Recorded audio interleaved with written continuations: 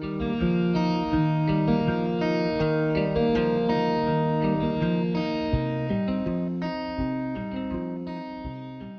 morning. I'm Rick Miller with Inman Farm Heritage Days. We're here with our Linkbelt 78 Dragline, and one of our loyal volunteers, one of my good friends, Nathan Mixon. Nathan's from Griffin, Georgia, longtime farmer and grading guy, and he's probably as good at getting hard work out of old equipment as anybody I know. So Nathan, tell us about the Dragline here. Well, this is actually the fourth one I've had, and this one belonged to Clifford Bishop out of Sonoy, and he bought it not too long after it was new, I think, and he ran it a lot forever.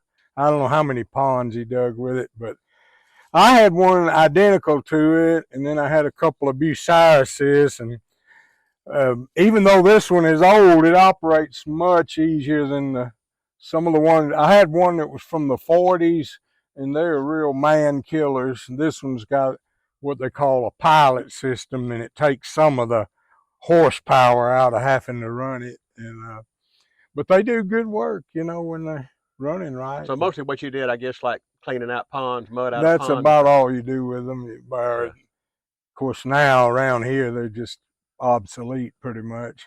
So how many people you know that can actually run one of these? Well, in our area, it's pretty much a dying breed. People that were real good on them, I don't even know anybody alive. They were, 30 years ago, there was 3 or 4 that were real good in our area, but they're all gone on. So. Can you tell me Clifford like loaded dirt on trucks? Yeah, Clifford could load dump trucks all day, and he wouldn't spill a wheelbarrow load of dirt the whole day. And I can load dump trucks, but there'll be dirt piled everywhere. So you're going to show us a little bit about how to run it, and I guess you'll be here in September to run it for the show, right? Sure, okay. Sure. Yeah. It has a Detroit diesel engine in the back, and it's been really good about starting, and hope it doesn't let us down this time. Yeah, it runs good. All right, you going to climb on his tail? Ready? Okay. All right, you see this lever right there? That's your main clutch. And pretty much until you engage it, nothing else is operational. So when you're going to go to work, you crank it with it disengaged, and then when you go to work, you engage it. Oh, it was already engaged. And anyways, this is your throttle right here. And your levers here, these are your main 2 digging levers. In other words, this one here is the hoist. See how it lifts it? All right, you've got a brake. So you lift it up in the air like that, and you want it to stay, you mash the brake and let go of the lever. The same way with the drag cable. See, the drag cable is actually what pulls it and drags the dirt in. And let me get over there. And if the dirt's soft, you kind of gauge how deep you go by how much you let your hoist down. Right now the dirt's hard and dry, so you can pretty much just let it dig all it will. And then when you get a full bucket or you get it close, you lift your hoist and you hold your drag brake. See the drag brake? I'm kind of holding it. I'm letting it out a little bit at a time. If you let it out all at once, it dumps it. And when you get it up high enough, you hold both brakes. This lever on the left is your swing. And you let go of your drag brake and it'll dump it. Like that. And then you just swing back around wherever you want to dig. Drop your hoist again. Pull your drag. And you just drag up another bucket full. If you're in soft dirt, it loads real quick, but like right now it's so hard and dry, it's not loading real good. But if you go probably get deeper in the ground, it'll load easier when you get back into some moisture.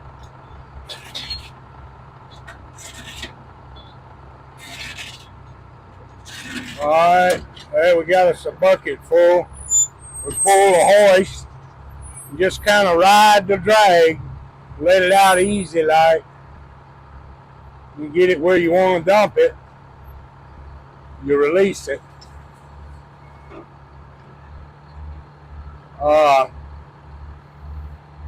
I'll set this back down and then I'll show you what the other levers do.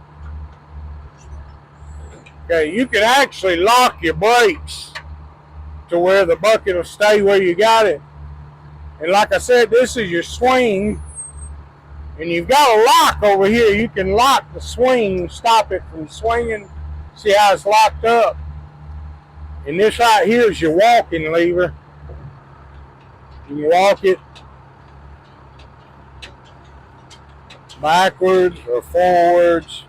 If you want it to turn, you got to lock up one of the tracks. So you pull you can call it a brake or a dog or whatever, but it should lock up. Yeah, let's see. Yeah, it's locking up now. A little bit. It hadn't been running in a while, so they're a little bit.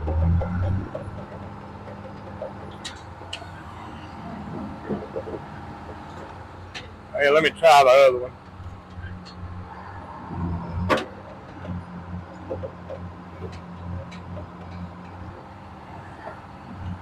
There it goes. See how it's turning?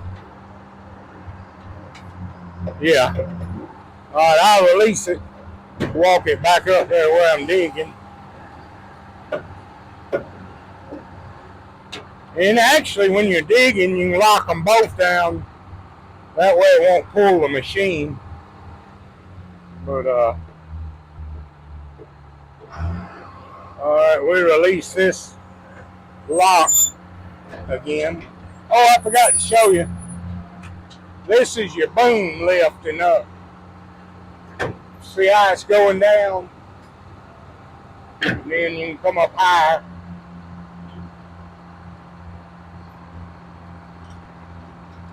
Has a lot to do with how far out you want to reach. If you let your boom down, you can sometimes reach a little further. If you got a big bucket and got a big load of dirt, it helps to run your boom a little higher because the machine will get tippy if you don't. All right, let's see.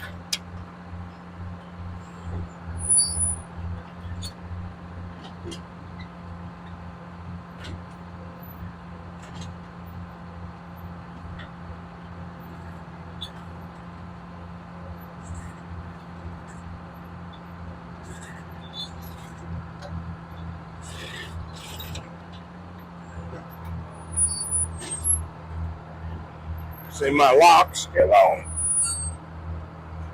All right, I release my lock.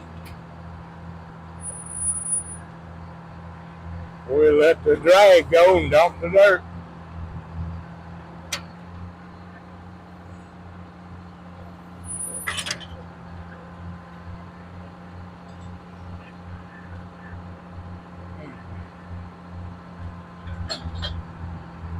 They were typically real good for swamp areas. You could walk them out on wet ground if you put mats under them, and the mats would hold them up, and then you could reach out there and get the mud and turn around and throw it, about 40 feet behind you. This one here will actually, I'll show you just a second. The bucket will go out almost 60 foot. So if you're working in the swamp, that's pretty handy because you don't have to get your machine out there and all that mud. You can just stay right here.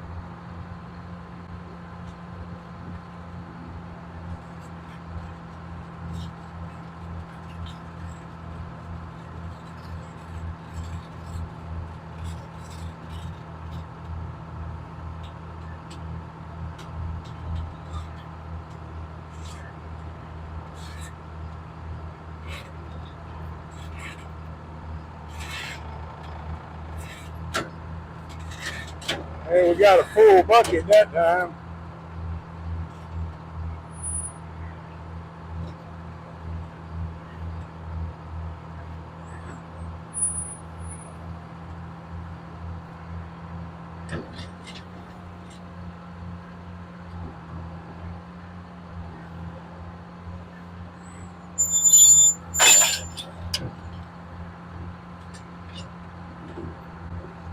They're a little more difficult to run than the, the track hoes and excavators, because all four of your limbs are active.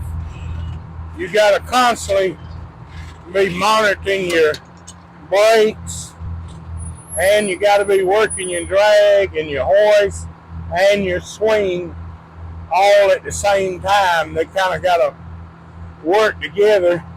That's one reason there's not many people that run them anymore.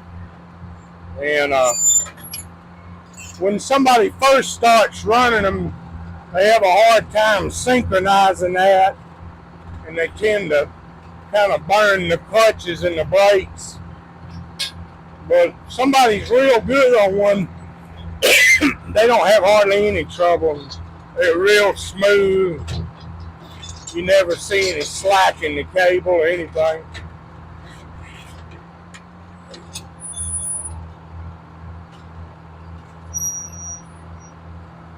Of course, they make them real big. They got them out in Mississippi and Florida that the bucket's big enough to drive a car in. And they'll flow out there 200 feet. I think some of them will go 300. So they're pretty handy in areas like that where they have to dig in the swamp mud a lot.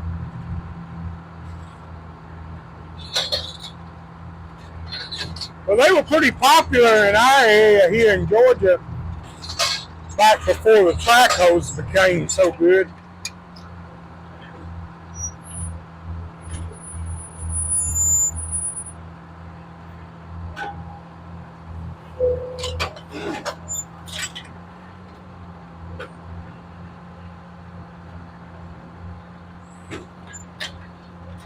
And see, if I was good, I would hit it just right every time.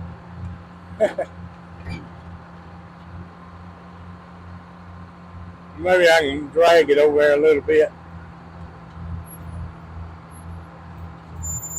Kind of twist on the swing.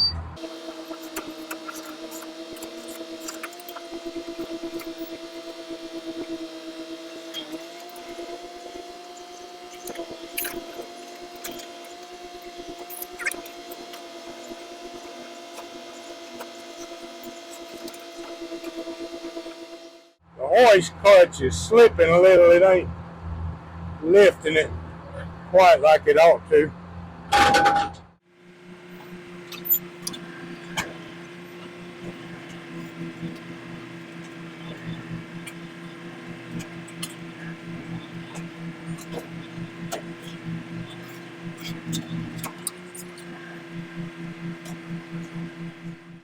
You can put a talcum powder on those clutches and it'll make them go to lifting better.